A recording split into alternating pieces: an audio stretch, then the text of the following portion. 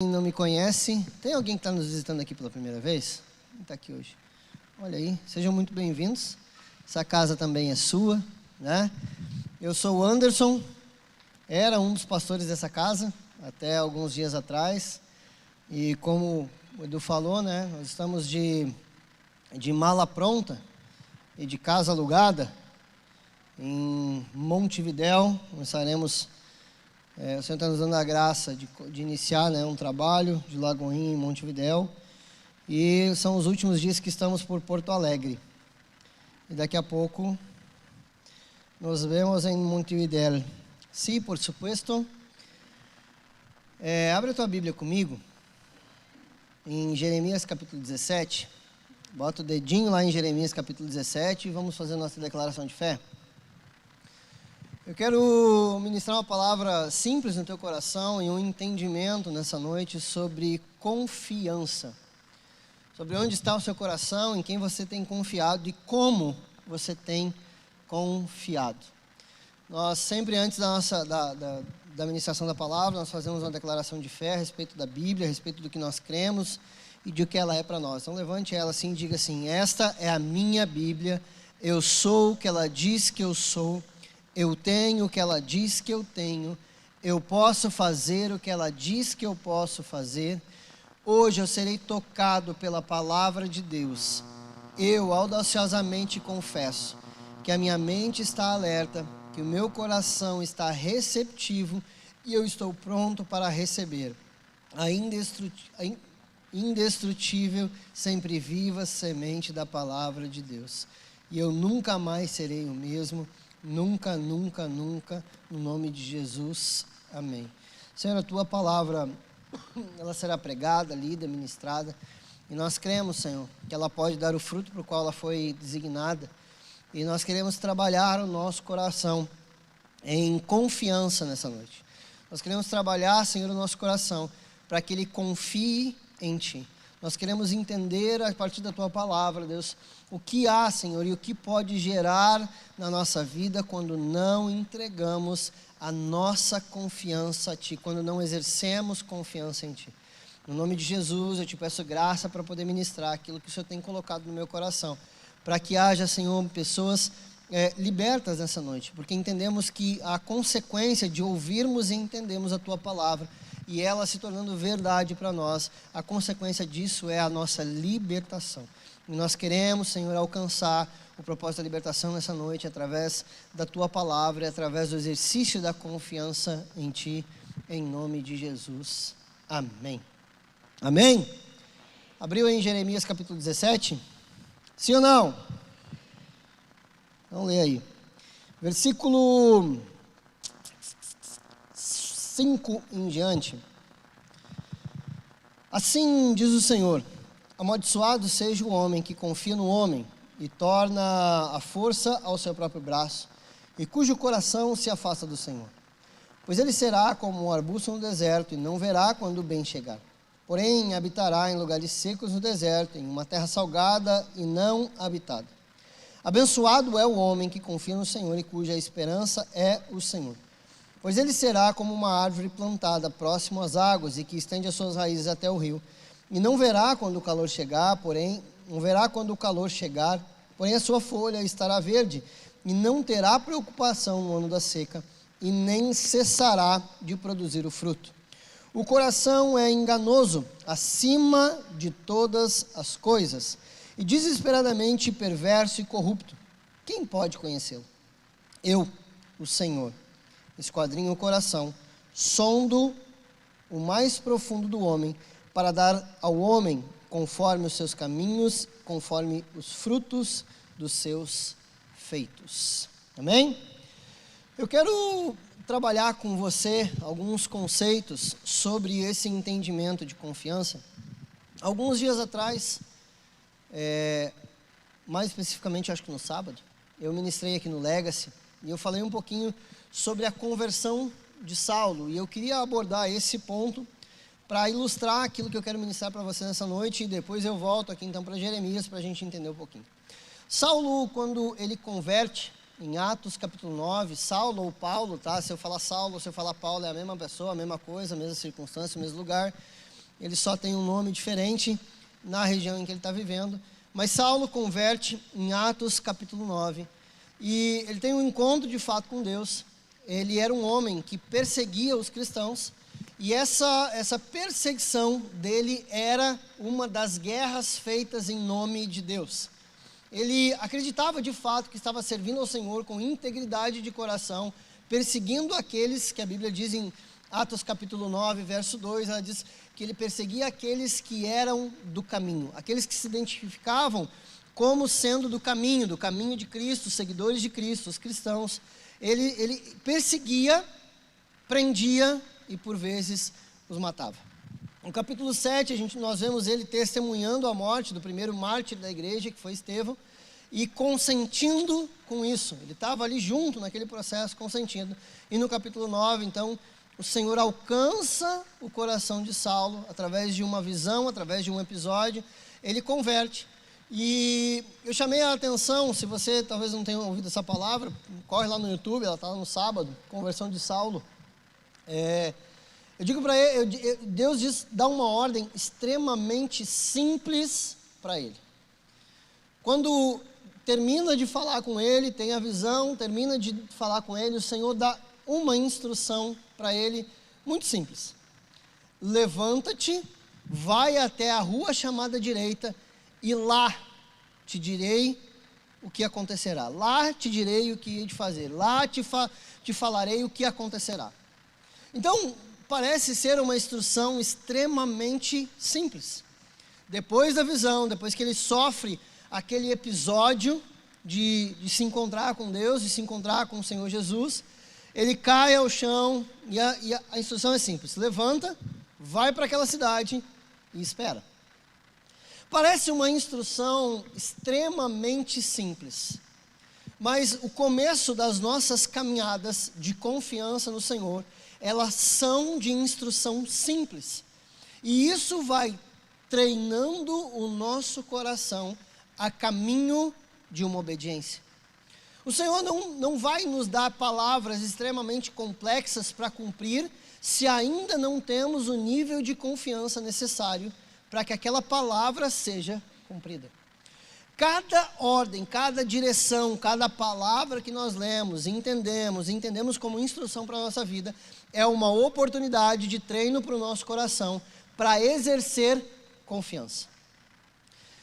A ordem de Deus era simples. Levanta, vai para a cidade, na rua tal, e espera. O angustiante desse processo é o final. Espera.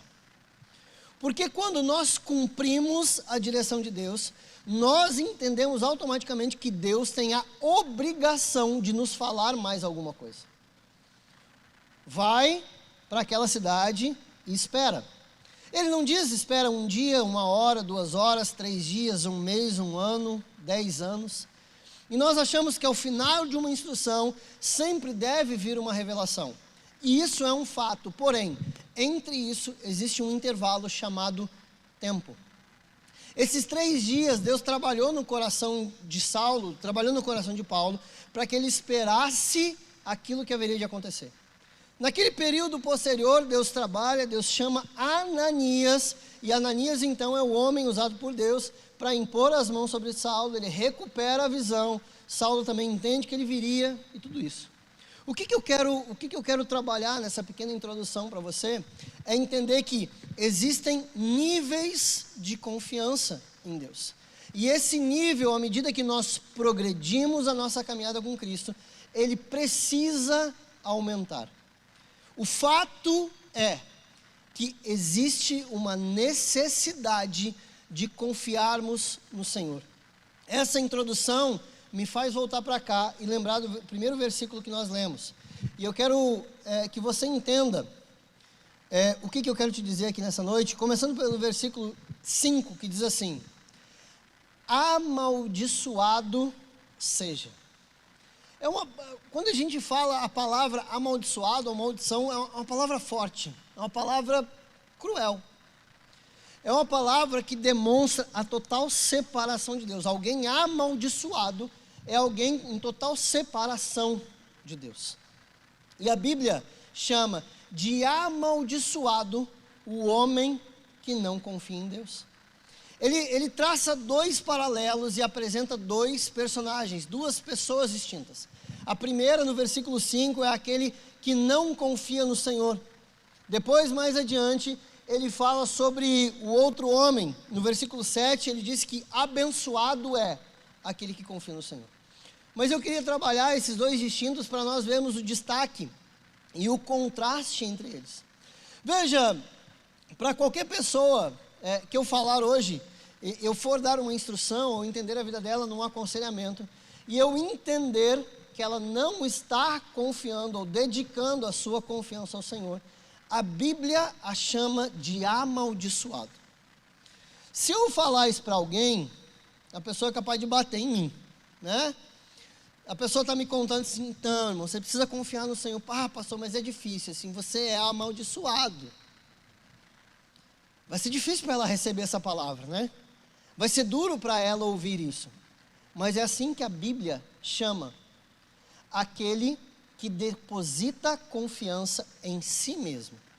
A gente, por muito tempo, eu aprendi, na verdade, esse versículo errado, e por muito tempo eu reproduzi ele errado.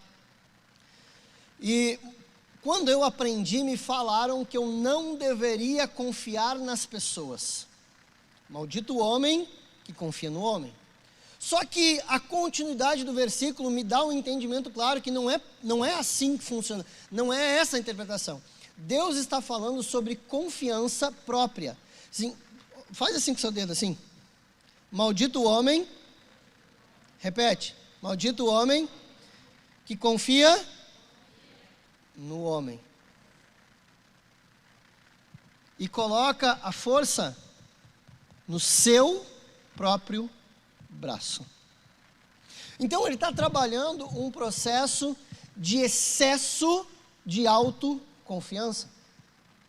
Eu posso ser um cara que sei fazer as coisas, mas eu preciso aprender a depender e confiar os meus resultados ao Senhor. Olha, ainda no versículo 5, diz assim: amaldiçoado o homem que confia no homem e faz e coloca força no seu próprio braço, e cujo o coração se afasta do Senhor. Ele continua dizendo no versículo 6, pois ele será como arbusto no deserto. Aquele homem que não exerce confiança dos seus resultados ou do seu processo ao Senhor, ele se torna alguém que para pensar nessa figura desse arbusto no deserto. Para que serve um arbusto? Arbusto é uma árvore pequena, tá? Para que serve um arbusto no deserto? Para que serve?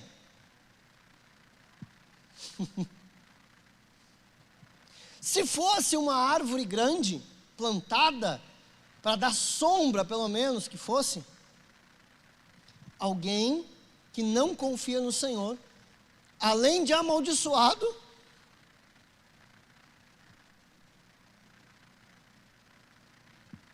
tu disseste.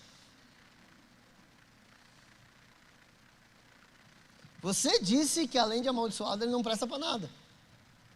São comparações que a Bíblia traz para ilustrar quão importante é a dependência e a confiança.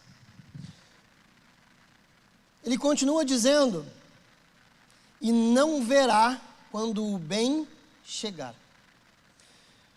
Porém, habitará os lugares secos do deserto e uma terra salgada e não habitada.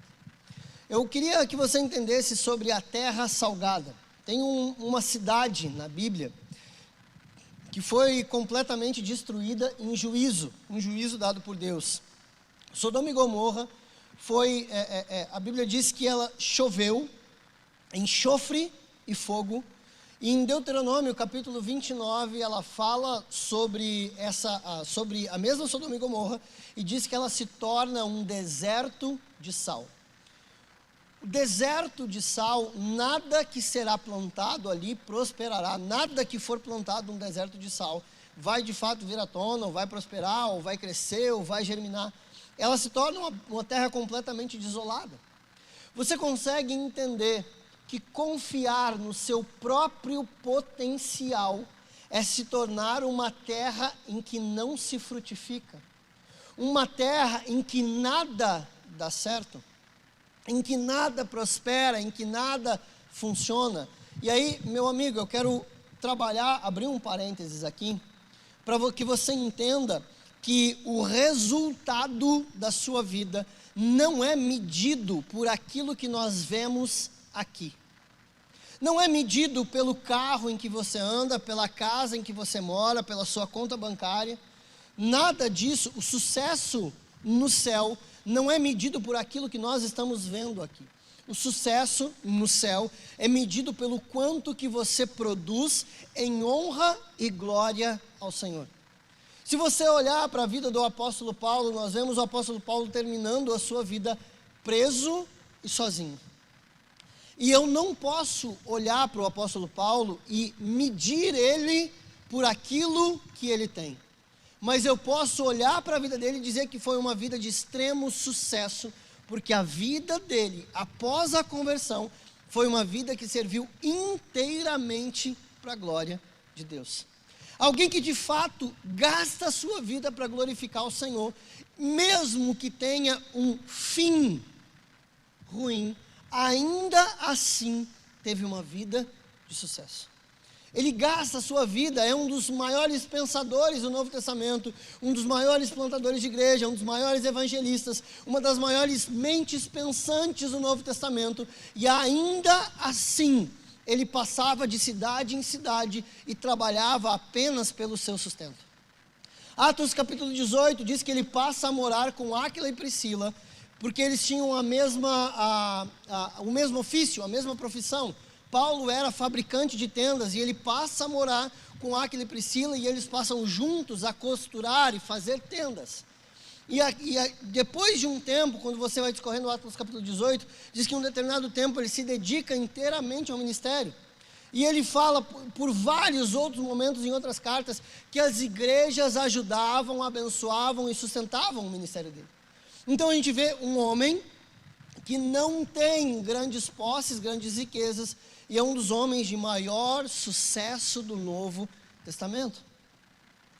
Esse homem, tudo que era posto na mão dele prosperava, tudo que era colocado na mão dele dava certo, funcionava. Todas as igrejas que ele funda, que ele passa, onde ele coloca a fundação do Evangelho, são igrejas que prosperam, são igrejas que rompem, são igrejas que se levantam novos líderes. Veja, é um homem que com certeza está categorizado na próxima categoria. Nossa, ficou redundante, categorizado na próxima categoria, né? Ainda bem que eu me toquei, que daí vocês riem e não ficam pensando mal de mim, né? É melhor assim quando a gente se fraga das gafes, que daí eu falo, nossa, que burro. Não, só boca aberta mesmo. Onde é que eu estava? Na categorização da categoria do categorizado. Então, o apóstolo Paulo não é alguém, não é uma terra seca. Aquilo que é plantado e depositado nas mãos dele prospera. Eu queria que você parasse para pensar um pouquinho sobre a sua vida, sobre aquilo que você tem feito e quais os resultados que isso tem produzido. Maldito o homem que confia no homem e põe a força no seu próprio braço.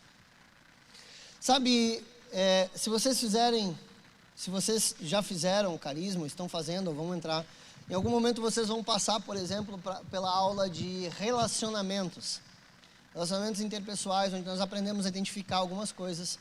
E uma das coisas que a gente trabalha nos relacionamentos interpessoais é o entendimento, segundo os conceitos bíblicos, da aplicação da psicologia para a identificação de perfil de pessoas. A gente identifica perfis, aprende a identificar perfis para poder trabalhar com as pessoas no nível de liderança e tudo mais. E uma das coisas que a gente trabalha ali são os temperamentos. E são várias formas distintas e o carisma escolheu trabalhar com 4 tipos de temperamentos. Esses temperamentos identificam qualidades e defeitos dentro de cada temperamento. E quando a gente começa a identificar isso, a gente começa a trabalhar aquilo que é ruim no nosso temperamento para entregar na mão do Senhor. E muitos lidam, como o meu temperamento é colérico, e aí tem o outro assim que pega um pouquinho, né? Mas é lá em cima. E eu sou alguém, em função do meu temperamento, que lido comigo mesmo em relação à autossuficiência, à arrogância. Então eu preciso constantemente trabalhar o meu coração para depender do Senhor. Porque, olha, tem muita gente que entra no processo, Deus entrega alguma coisa na mão dele, o pastor dá alguma coisa, uma liderança, um trabalho, uma tarefa. Tem gente que morre. Meu Deus, o que vai ser? Como é que vai ser agora? O que vai acontecer? Como é que eu vou fazer isso? Eu lido com o contrário. Fica tranquilo que vai dar certo, mano. Está na minha mão, não tem erro. Certa vez a gente fez um exercício até na aula, em que a gente tinha que procurar uma pessoa para falar 3 defeitos seus, e você não poderia responder para ela absolutamente nada, tinha que ouvir em absoluto silêncio.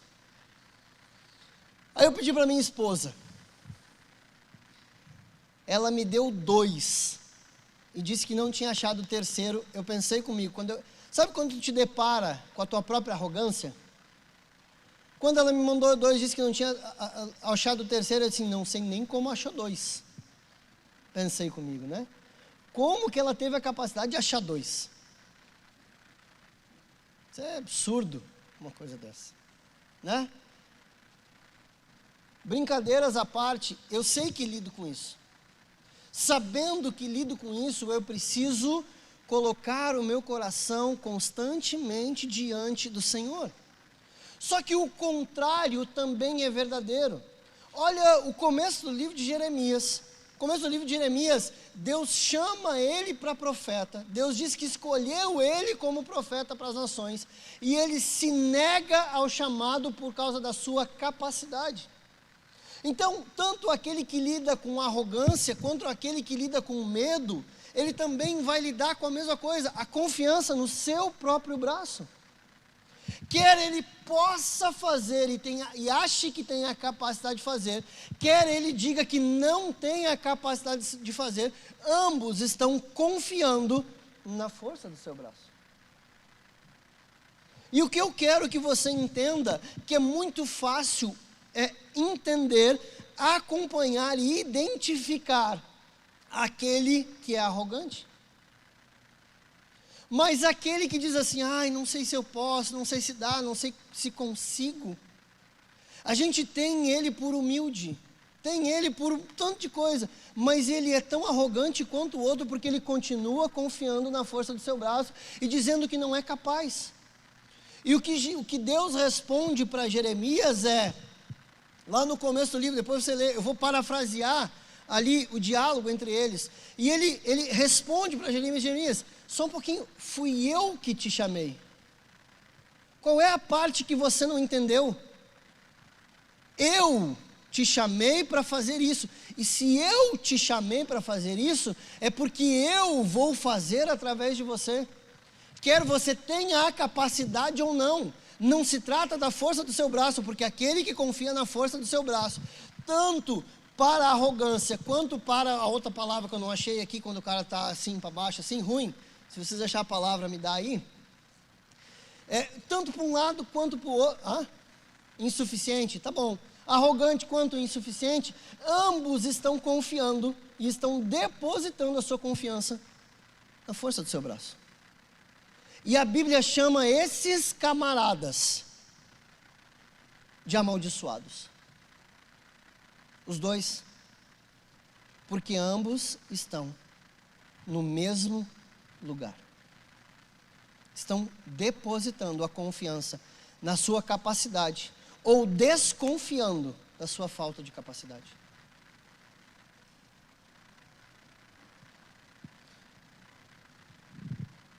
E esses, tanto um quanto o outro, além de serem chamados de amaldiçoados, o coração dele se afasta do Senhor. Ele é como um deserto em que nada prospera.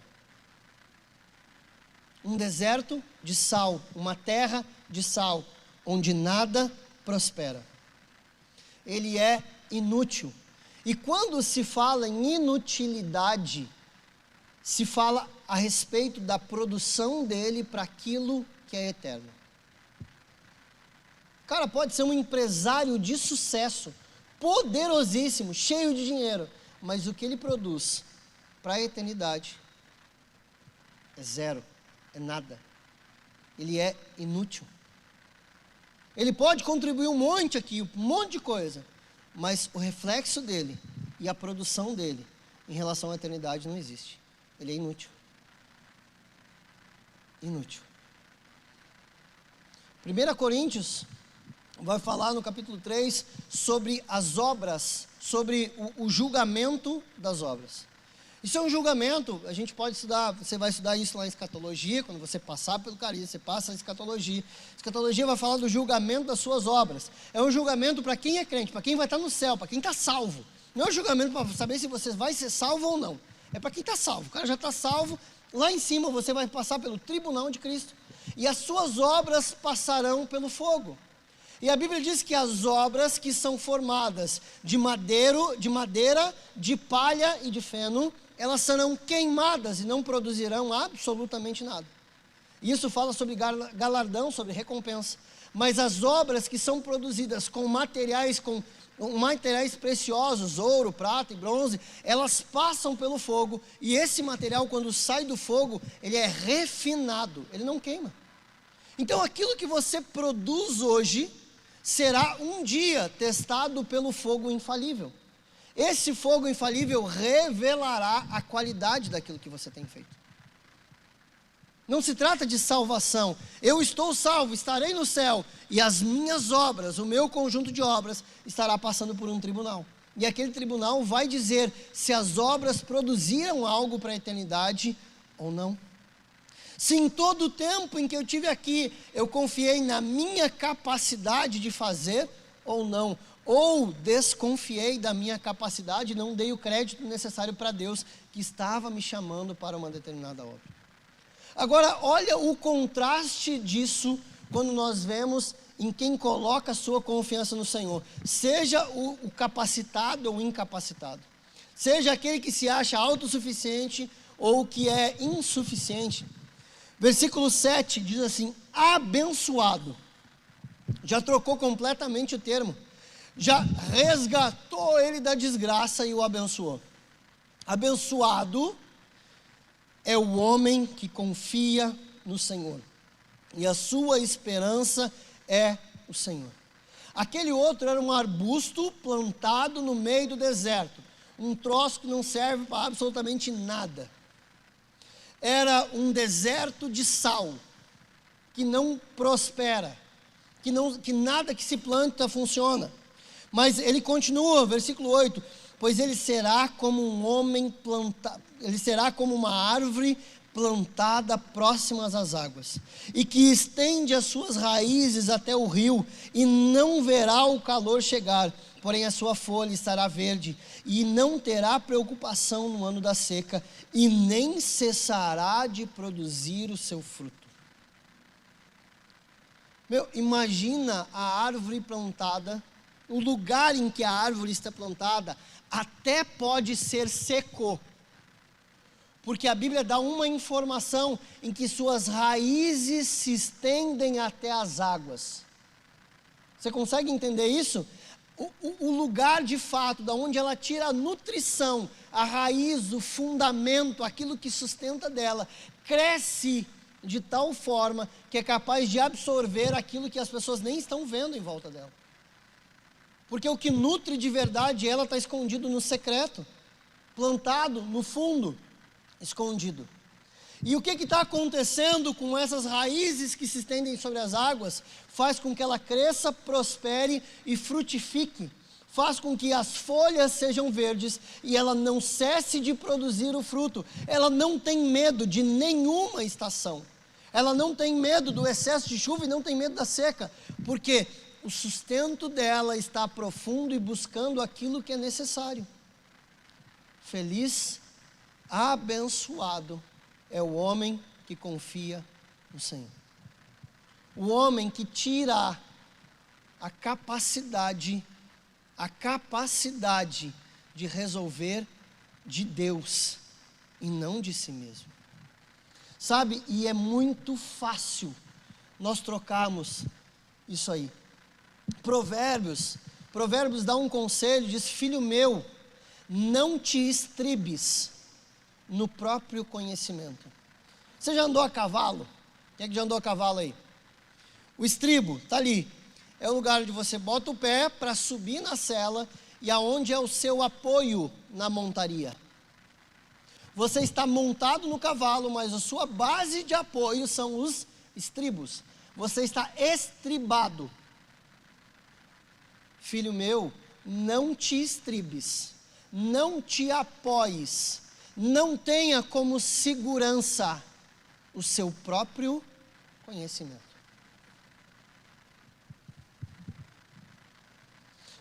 E aí nós vamos além. Sabe por quê? Porque a gente é bem ruim. A gente é bem ruinzinho. O que tem de bom em nós é Cristo. E o que tem de ruim é nós mesmos. É assim que funciona. Sabe por quê? Olha o que a Bíblia continua dizendo. Versículo 9. O coração é enganoso, acima de todas as coisas, desesperadamente perverso. Quem pode conhecê-lo?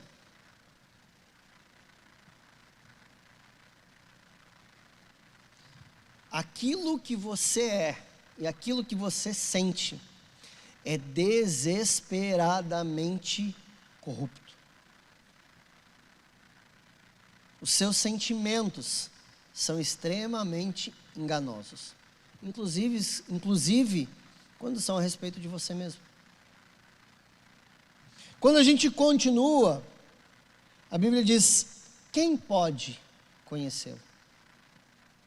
E o mesmo Deus que usa Jeremias para destacar, ele mesmo responde: eu, o Senhor, esquadrinho o coração. Eu vou ler na minha versão aqui, depois eu vou explicar para vocês o que isso quer dizer. Eu, o Senhor, esquadrinho o coração e sondo os rins para dar cada homem conforme os seus caminhos e conforme o fruto dos seus feitos. Quem fez aula comigo de hermenêutica vai lembrar das equivalências, da tradução equivalente e da tradução formal. Quando nós pegamos a Bíblia, existem dois tipos de tradução bíblica: a tradução equivalente e a tradução formal. Quando nós pegamos uma tradução, que nem essa minha, que é uma tradução mais antiga, a Bíblia King James, ela fala sobre rins. Senhor esquadrinha o coração e os rins. Os rins, lá na antiguidade, no tempo do Antigo Testamento, eram considerados o centro das emoções. Assim como nós usamos o coração hoje como uma referência, sabendo que o coração não é o que sente de verdade, tudo está nas sinapses do nosso cérebro. O coração é usado hoje como o símbolo do sentimento. Eu estou sentindo no meu coração. Não, você não está sentindo no coração porque é infarto, né? Não é sentimento, é infarto, corre. Mas é a forma de nós falarmos. A Bíblia usava essa forma de escrita para dizer que o sentimento, quando associava os rins, vinha do mais profundo sentimento. Em algumas Bíblias você vai achar que o Senhor é daquele que sonda as entranhas.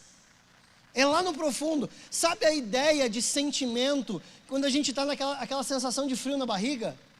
Que a gente passa pela situação, dá um frio na barriga. Essa é a ideia, são as entranhas. É o mais profundo sentimento que nós temos.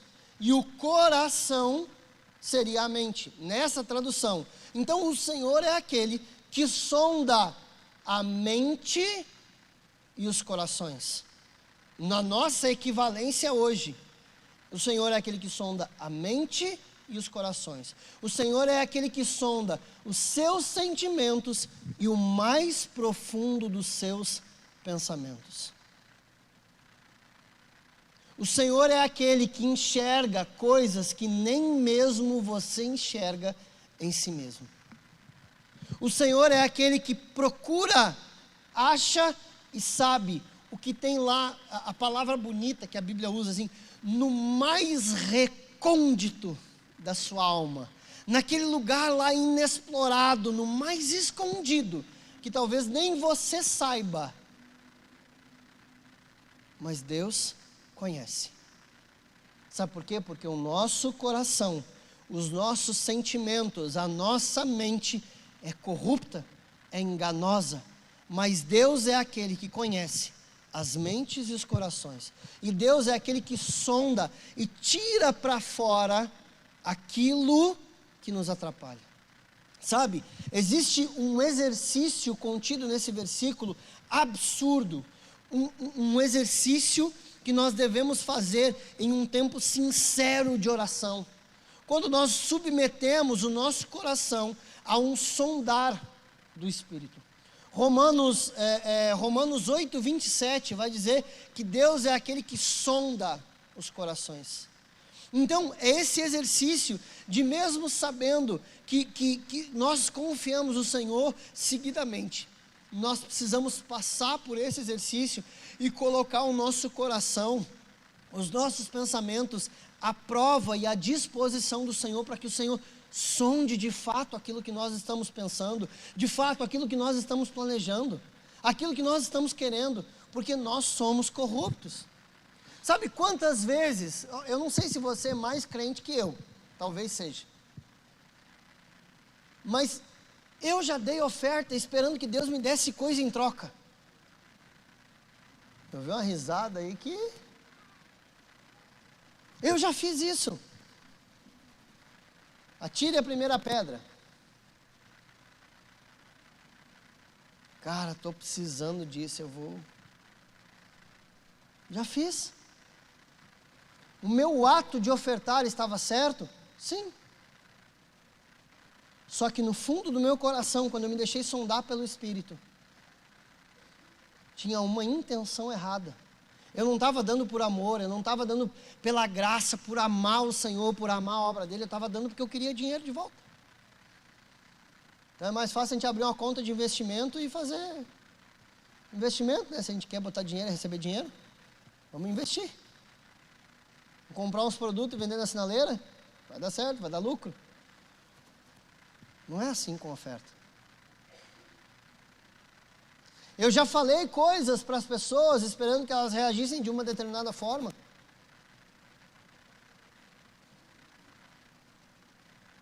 Pode ser que tenha sido só eu. Fato, eu lhe entendo, Santo de Israel. Eu lhe entendo. Mas existe uma necessidade de nós submetermos o nosso coração a uma prova verdadeira do Espírito Santo, para que Ele possa sondar as nossas intenções. Sabe, deixa eu compartilhar com vocês. Eu vivi um negócio esses dias na minha vida, para vocês verem como... Gente, faz 20 anos que eu sou convertido. 20 anos. Nunca desviei, assim, não daquele jeito, assim, desviar, assim, né? Eu dei as minhas desviadas, mas não assim de chutar o... A galera que desvia mesmo, né? Não, vamos pro inferno, então vamos abraçar o capeta, já que eu estou no inferno. Né? Eu tive meus momentos de... Mas nunca deixei o Senhor, nunca abandonei a igreja, nunca... 20 anos, alguns meses atrás, eu vivi um negócio na minha vida. Começou, olha que coisa linda, né? Quando a gente vai para o exterior, Deus começa a fazer umas coisas diferentes, né? Começou a aparecer dólar na minha conta. Eu abri uma conta em dólar, por causa da questão do Uruguai e tal, e começou a aparecer dólar na minha conta. Disse, rapaz, e olha que eu estou orando em espanhol, né? Se eu orar em inglês, como é que vai ser, né? Achei que era para vir em peso, porque eu estava orando em espanhol, né? Mas não, veio dólar. Eu disse, mano, apareceu ali $50, $100, $150. Eu disse, olha, pensa aí, né? Vezes 5, irmão. Dólar é 5 pila. 5 para cima, né? Faz a conta. Aí eu disse, tá aqui e tal. Fomos fazer a viagem depois para o Uruguai. Usei os dólares. Daqui a pouco, no outro mês, dólar de novo. Eu disse, uia. E olha no extrato, não tem origem. Só aparece. Só aparecia dólar. Eu disse, cara, tinha ali uma entrada e tal, não sei o quê.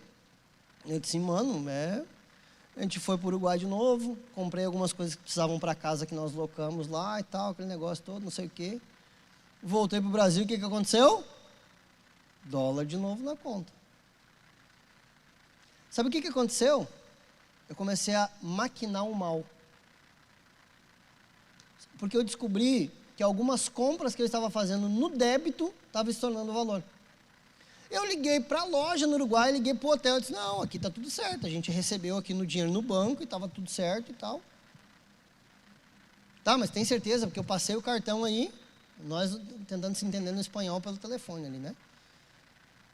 Não é muito fácil.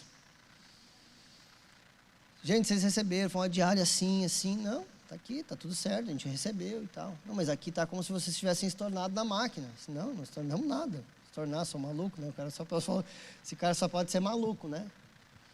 Aí eu disse, cara, mas tem dinheiro na minha conta, não é meu. 5 horas o cara disse, tu é idiota de me falar uma coisa dessa, né? Burro tu é. E aí eu comecei a maquinar o mal. Se eu estou comprando, tá voltando, vamos dar-lhe.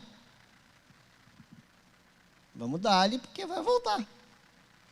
Bicho, na última vez, voltou $600. Faz a conta, irmão. Vezes 5 pila.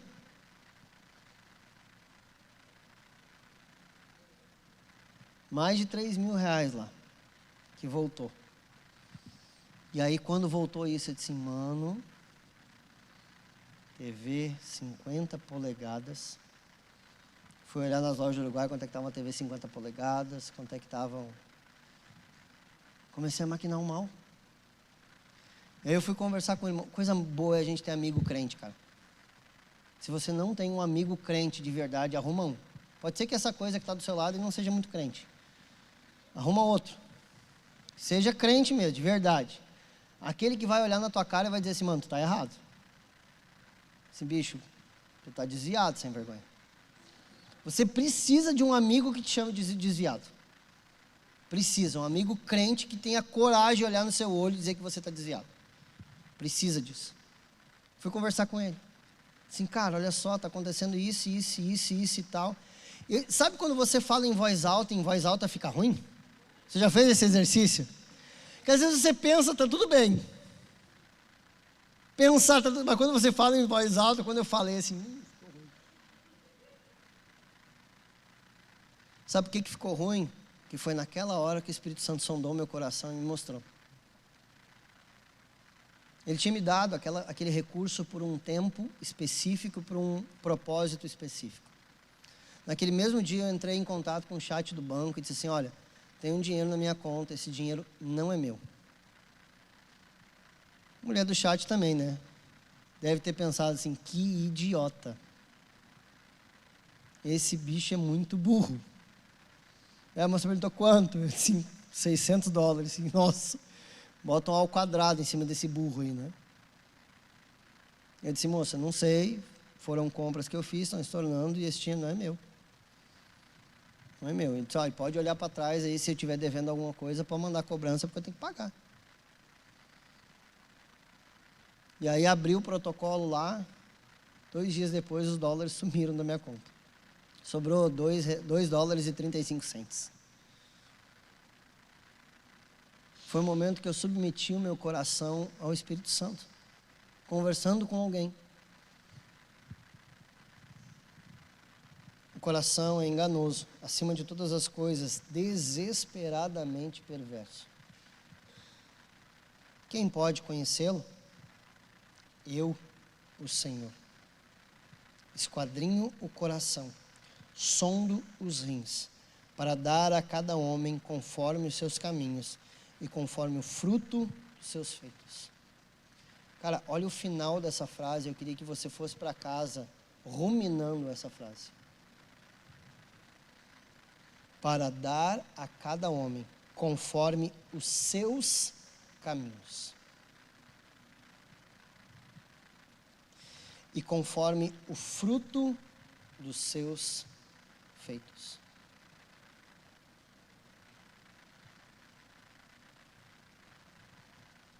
Quando o Senhor sonda o nosso coração e encontra coisas ruins, o mínimo que Ele espera é que haja atitude de conversão. Atitude de conversão. Arrependimento, abandono, confissão. Só, moço, o dinheiro não é meu, não. Se tiver que me cobrar, manda aí. Vamos fazer em 36 vezes sem juros e vamos embora. Fui lá ver a resolução do ticket, vem no e-mail, né? Quando você abre o protocolo, vem no e-mail. Disse que era um problema de sistema do banco, não sei o quê, e que o valor estornado seria de tanto, ainda sobrou 2 pila lá para a gente tomar um café. Tudo bem, bom, agora eu estou com a minha consciência tranquila, que eu usei o que tinha que usar e devolvi o que tinha que devolver. Ainda abri de novo o chamado. Tem alguma coisa que eu estou devendo? Não, não tem nada. Bom, agora está protocolado que eu não devo nada, nem pelo sangue de Jesus e nem para o banco. Está aqui. Mas o nosso coração é enganoso. Eu comecei a pensar numa TV nova, comecei a pensar num notebook novo. Passei na fronteira, vi um Nike, ó. Da hora, irmão. Vai aparecer de Nike novo. Não, perdeu o propósito. Perdeu o propósito. O nosso coração é enganoso. Às vezes a gente está confiando no nosso próprio braço e a gente nem está vendo o que está acontecendo. Ou nós estamos com a síndrome da insuficiência, dizendo que a gente não pode, não pode, não pode. E a gente está menosprezando o que Deus escolheu. Se Deus escolheu e te chamou para algo específico, Ele vai fazer esse algo específico através da sua vida. Você não precisa confiar em você. Confia nele. Confia nele. Aquele que é poderoso para chamar você para alguma coisa, é tão poderoso o quanto para estabelecer aquilo para o qual Ele te chamou. Você não é suficiente. Isso é um fato. Então desça do seu pedestal de autossuficiência e arrogância. Você não é suficiente. E você que se acha insuficiente, isso é uma verdade. Porém, existe uma capacitação em Deus para te levar para onde Ele precisa. Te dar aquilo que é necessário. O tempo vai forjar. Cada passo que você dá é um exercício de confiança. Aquele mesmo Paulo, que eu comecei na introdução, que recebeu uma instrução extremamente simples. Levanta, vai para a cidade tal, na rua tal e espera. Recebeu grandes instruções de Deus, mas não começaram com grandes instruções. Começaram com instruções simples para que houvesse exercício de obediência. Exercício de confiança. Se eu não sou capaz de obedecer uma instrução de levantar e ir até tal lugar, eu vou receber uma instrução muito maior que isso e vou obedecer? Quando o Senhor ministrou ao nosso coração, meu e da Patrícia, que nós tínhamos que ir embora, foi muito duro. Mas Deus já tinha dado muita instrução pequena para nos treinar a obedecer a algo desse tamanho. Não estou indo mais para a cidade do lado. Eu estou indo para outro país. Eu só fui capaz de obedecer porque Cristo me fortaleceu a minha confiança com pequenos passos de confiança a tal ponto que eu pudesse entregar a minha vida e a minha família para ir para outra nação completamente dependente dEle. Não foi a primeira vez que Deus falou comigo. Não vai ser a última. E Ele me treinou com cada passo de confiança. Cada passo que Deus te instrui são passos para aumentar a sua confiança. Deus é o maior interessado em que você confie nele.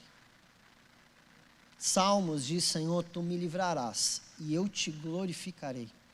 A cada obediência, a cada passo de confiança que você dá, Deus é glorificado pela sua vida. Pela sua vida. Então, o maior interessado em que você obedeça e confie é Ele mesmo. E é por isso que Ele vai te treinar. São pequenos passos. Pequenos passos.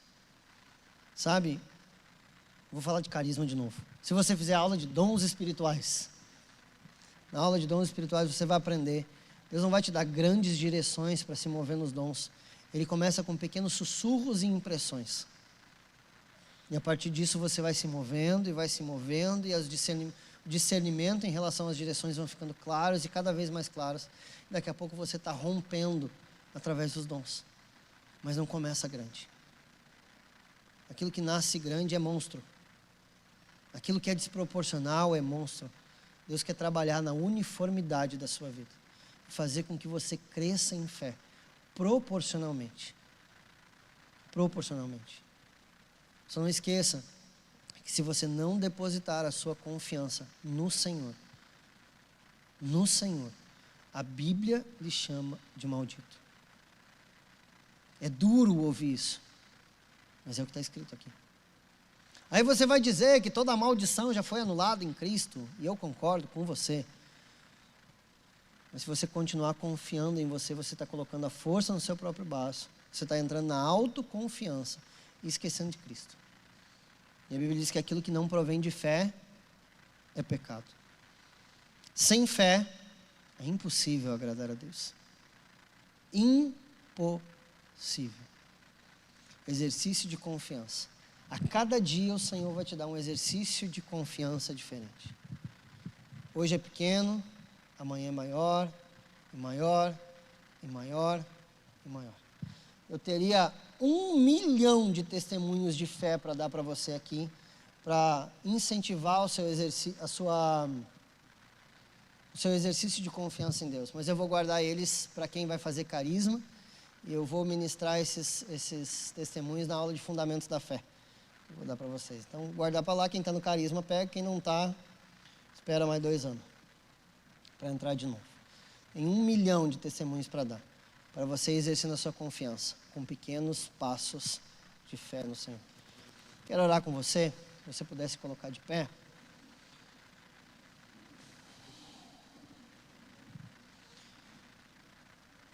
Fale isso ao Senhor. Senhor, me ajuda a confiar em Ti, Jesus. Comece a orar nesse sentido para o Senhor. Senhor, me ajuda. Eu quero confiar em Ti, Jesus. Eu quero confiar em Ti. Eu quero dar passos de confiança em Ti, Senhor.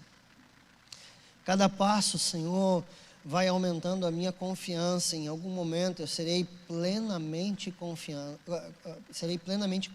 em Ti, Senhor.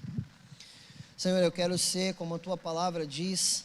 Tua palavra diz em Salmos que aqueles que confiam no Senhor serão como os montes de Sião, que não se abalam, mas permanecem para sempre. Eu sei que existe, Senhor, um trilhar e um caminhar para esse processo, para que eu possa chegar, Senhor, a um nível de confiança. Cada passo, Senhor, que eu der, eu queria que você orasse, não espera só por mim orar, não. Não fica com a minha oração. Porque é a sua oração que vai te levar a confiar mais em Deus, não é a minha, não. Você precisa orar confiando que o Senhor está lhe ouvindo, isso se chama fé. Fé. Senhor, no nome de Jesus, aumenta esse nível de confiança. Nos ajuda, Senhor, a passar por essas provas de confiança, passo a passo, Senhor. Passo a passo. Cada uma das dificuldades que nós enfrentarmos, Senhor, cada passo que nós tivermos que dar, Senhor, maior, Senhor, nos ajuda, Senhor, sopra fé, Senhor, sopra inspiração no nosso coração. Tua palavra diz que a fé vem pelo ouvir, e o ouvir vem pela palavra de Deus. E nós queremos estar com os nossos ouvidos aguçados em ouvir a Tua palavra, para que a nossa fé seja aumentada, Senhor.